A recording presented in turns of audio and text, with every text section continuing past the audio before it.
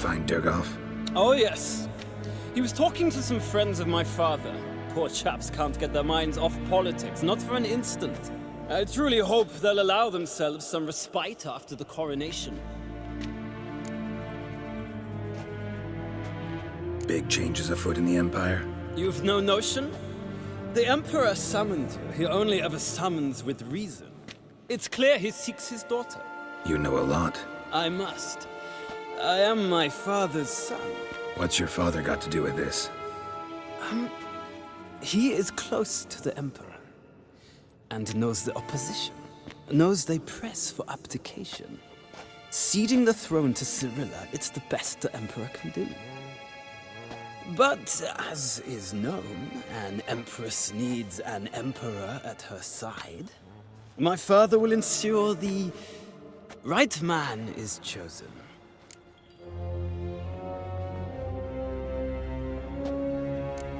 Farewell.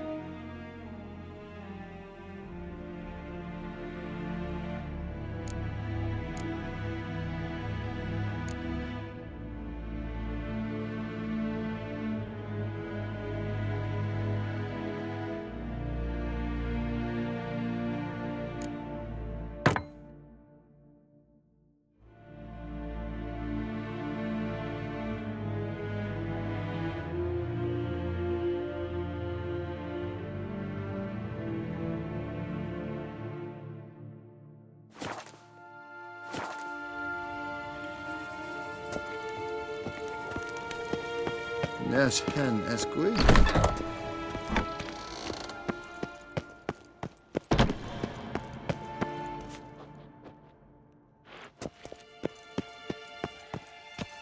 Gwyn hat ve gledvien. Es het een wat gen geralt.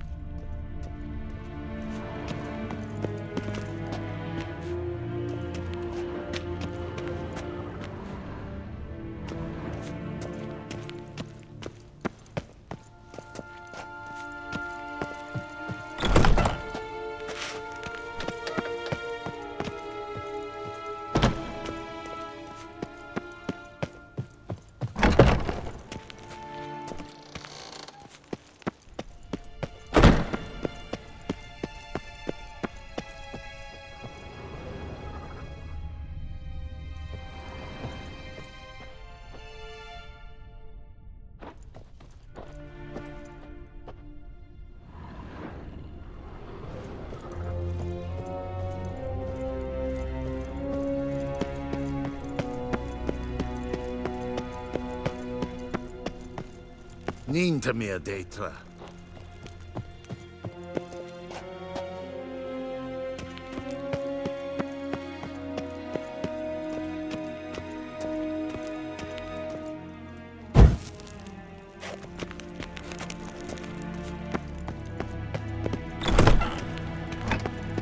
Yes, hen as queen.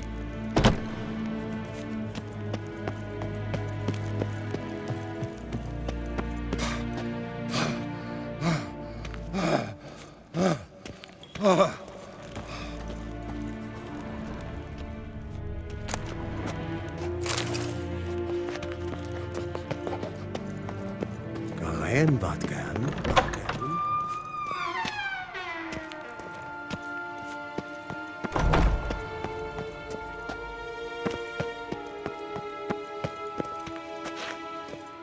Niet meer detra.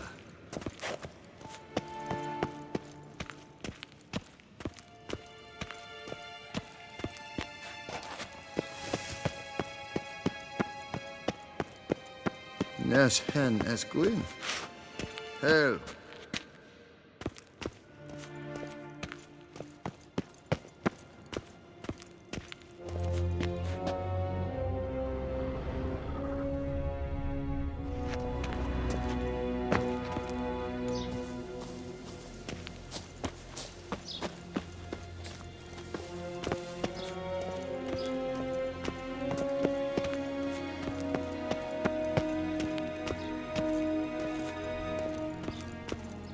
Gwyn hat ve gledvien. Lordling. Es het een wat gen geralt.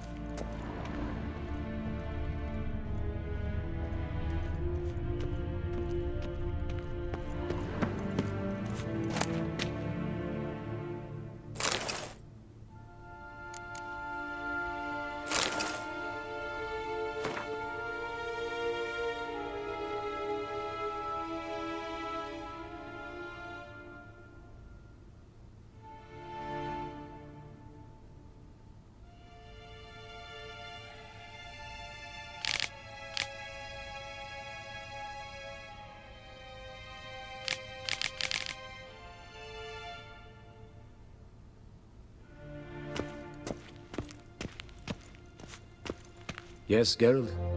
Something else?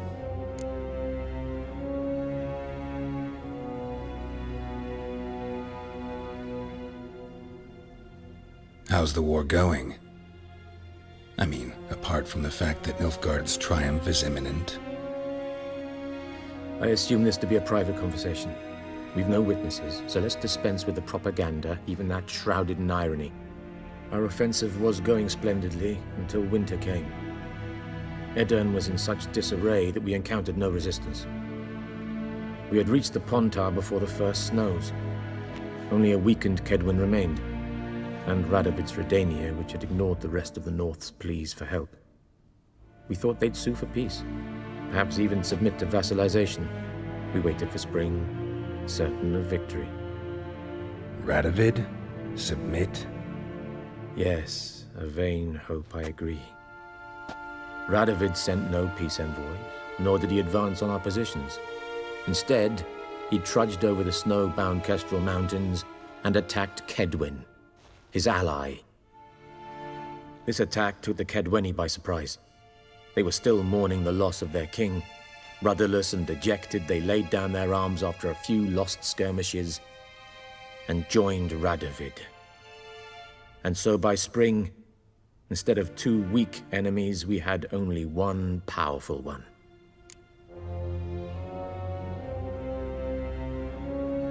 That admiration I hear in your voice? Radovid is our foe, but I cannot deny he is clever. He played us for fools, particularly dense ones at that. Returning to the war, this spring there was a massive battle in the marshes of Velen. Massive, yet indecisive. Both sides suffered enormous losses, unprecedented even. Radovid has retreated across the Pontar. He's safe for now, until reinforcements arrive from the south. Then Emperor Emir var Emrys will deal with him once and for all. Couldn't you just go home? Save everyone a lot of marching, not to mention a few human lives. I'm afraid the stakes are too high to fold now. We can only go all in.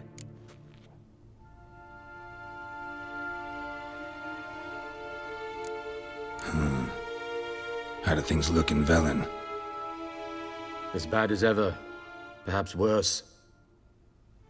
This land never flowed with milk and honey, and now it flows with blood. Armies have swept through it several times, trampling fields, looting granaries, burning villages. Famine grips the populace. So how's ruling that earthly paradise going for you? Not well, to be honest.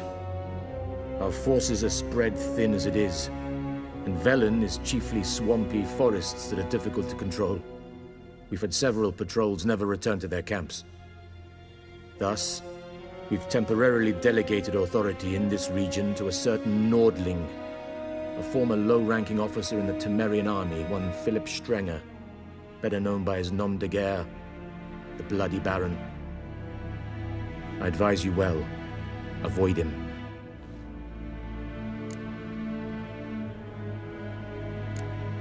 Any news from Novigrad? Is the free city still free? Yes, although everyone knows this won't last. Radovid is in Oxenfurt, and the Emperor is here in Vizima, at Novigrad's doorstep, both. And both require coin and ships. Novigrad can provide these. Which is why the mood in the city is rather, well, on edge. Meaning? How do men deal with fear? They seek reassurance and scapegoats. The Church of the Eternal Fire understands this perfectly, and so it promises to improve the lives of its flock by pointing out the guilty. Who started the war? Who profits from it? Why, it's obvious. Mages, elves, dwarves, in a word, any and all deviants. I've been stationed in Novigrad for 13 years. First as a consul, then as ambassador. I've seen a great deal. Cruelty, cynicism, greed. But what is happening there now concerns me greatly. What's new in Skellige? Nothing. The islanders pride themselves on that, don't they? Doing everything according to tradition, as their forefathers did. And like their forefathers, they quarrel with each other, pillage, occasionally attack our transports.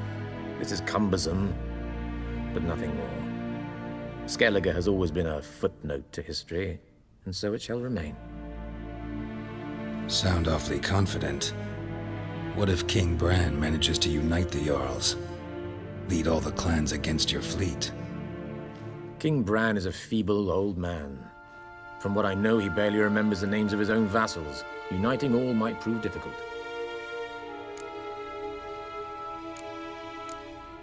Thanks for your help. Think nothing of it.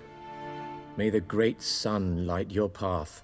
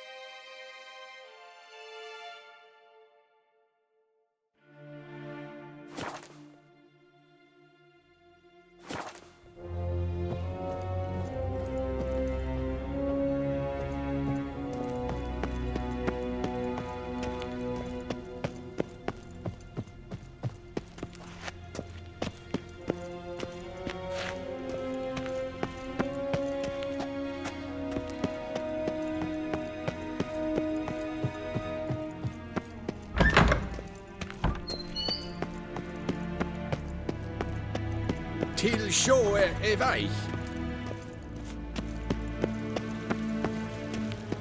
Galley!